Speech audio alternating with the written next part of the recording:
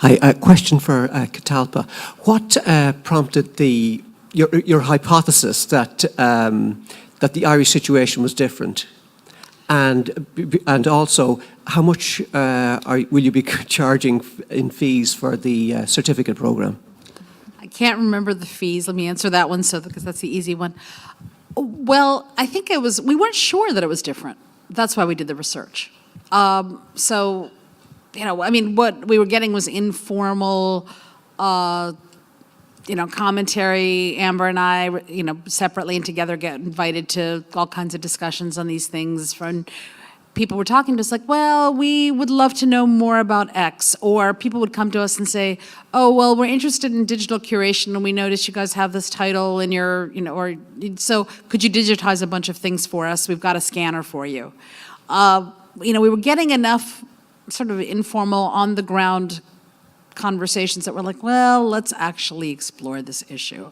And so I would say it was really much more of an inductive process than a deductive one. And I can look up the fees for you when I get a chance. So drop me a note. Any further questions?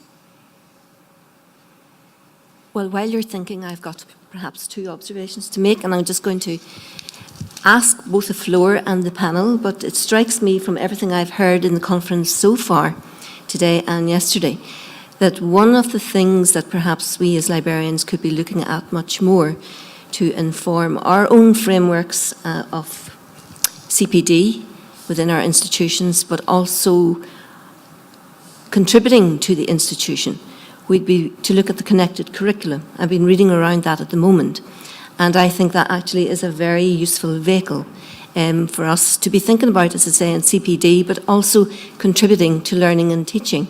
And I know that's where we're influencing in our institution, our own teaching and learning group, and also the research group. It all comes together very, very neatly, and I see us as librarians having that kind of role. And I just wondered if anybody would like to make a comment on that from the panel or from the floor. The connected curriculum at the minute, if you want, is a free download from UCL Press. Is very interesting, and that's what's being used. And the second thing, just to say, is I really do feel inspired, actually, after Roisin's presentation.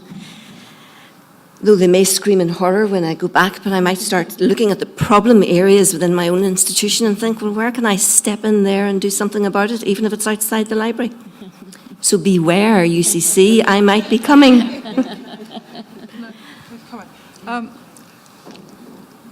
We've heard quite a lot.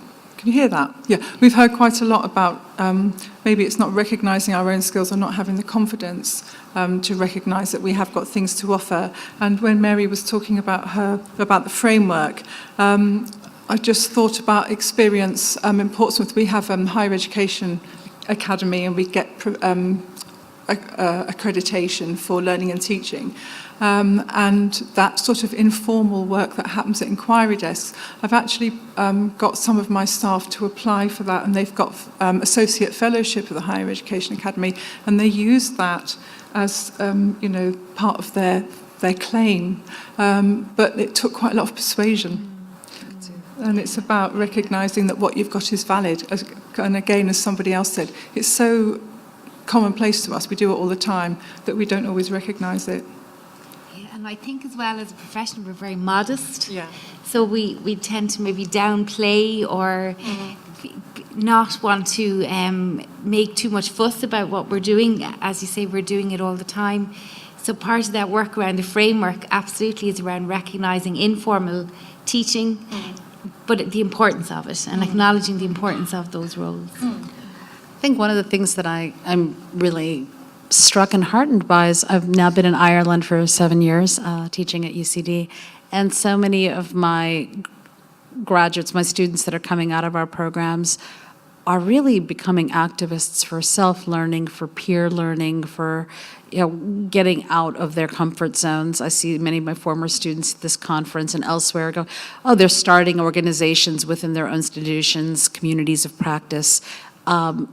and they want credit for it. They're saying, I'm gonna get out there, I'm gonna make my institution recognize that this is work and that this needs to be supported. It's not just something that does, something around the edges. So I say look to our newer colleagues, because they've got ideas that, some of us need to be adopting, as we go forward. Bring it on. As they say. There's a question on the second. Question down at the back. This is a question for Kalpana. I'm curious about the term digital information management instead of digital curation, and I wondered if you could talk a little bit about what your thoughts are in terms of the pros and cons of using a different term. Okay.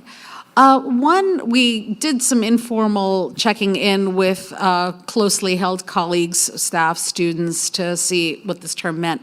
We found that this was actually a more useful term, particularly in different contexts. Digital curation seems to still be something that universities, like people working in universities, research data management, but we realize a lot of the skills we're teaching would be useful in the commercial sector. So things like digital asset management. We checked in with friends working, in the UK, US, and in Ireland, and said, what's your title? Because you're doing a lot of this work.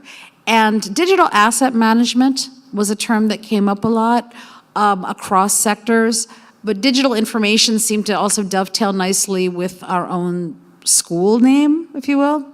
So, and when we started looking at the kinds of module options that students could take and what pathways, we're like, that might be the way to go.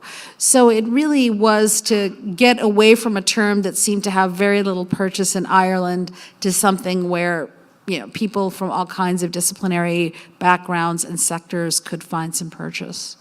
So. Any further questions or comments? We've one over here. Yeah. Do you want to wait for the mic?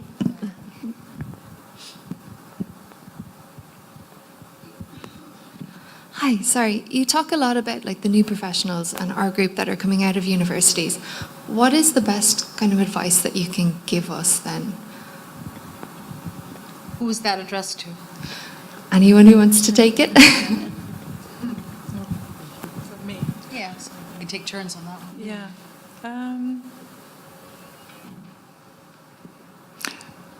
Be brave. I'm very values driven, and I think, sort out your values and work from there and build some resilience would be my 3. Talking to people here, one of the things that is be clear about who you are and what you want to do. I was talking to somebody who shall remain nameless at dinner last night. We were talking about doing interviews. She and I were both on both sides of the interview panel. And we just talked about how people walk into interviews not knowing who they are. She said she interviews for librarianship, library positions, and people are like, well, I could do cataloging, or I could do front desk reference work, or, I could do this. She's like, they're very different. What is it you really want? Like, if you can say, I'm a people person, I'd like to be out there on the reference desk. Or I'm very detail-oriented, I want to be a cataloger. So I think that's one bit of advice, is to know who you are and be clear about that when you go into an interview setting. This one is particularly aimed at women, is that don't think you have to have all of the qualifications on the paper before you apply. I am still guilty of this. The number I've heard from HR directors is women apply if they have 50% of the qualifications, and the 80%, and men tend to apply if they have 50%. So even if you don't have all of them, don't focus on the ones you don't have, focus on the ones you do have. So I think those are my 2 pieces of information. Know yourself and make sure you know the organization when you actually land that interview, and then be brave and be willing to apply for those things that you don't think you entirely qualify for on paper.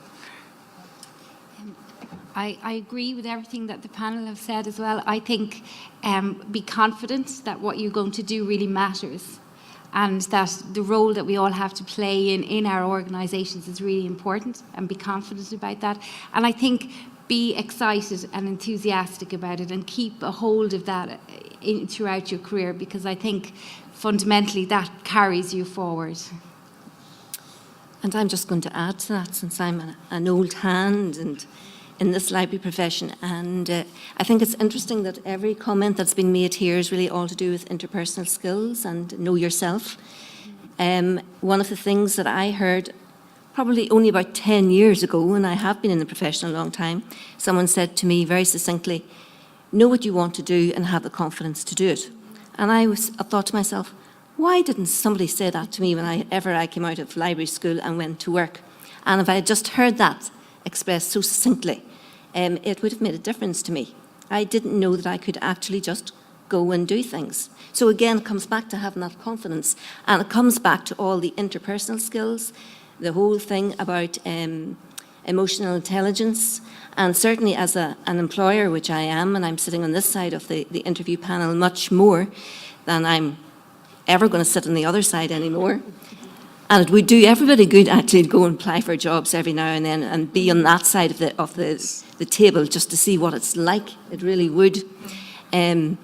But it really does come down to a lot of the people's skills as well as the experience you're going to get in the technical stuff, but really looking for every opportunity that you can to add to your own portfolio of skills and expertise, but particularly with people, is really important. And I think that's where leaders are going to come from.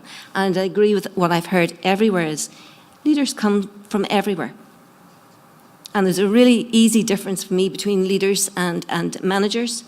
Managers can always do the thing very, very well, but leaders will do the right thing. So if you're not doing the right thing well, but you can manage it very well, you're still not leading. There is a difference there between leading and managing in that respect, and you need to be able to do both. So that's my Droppinsworth. Thank you. Any other questions or comments? No? Well, I would just like to invite you all to thank our panel again. And thank you, ladies. And before you leave, can I also ask you, please visit our sponsors. They are spread around the place, and we would like you to do that. They're very important to us and to the success of this conference. And then after that, lunch is waiting for you all. So enjoy. Thank you. Thank you. Thanks very much.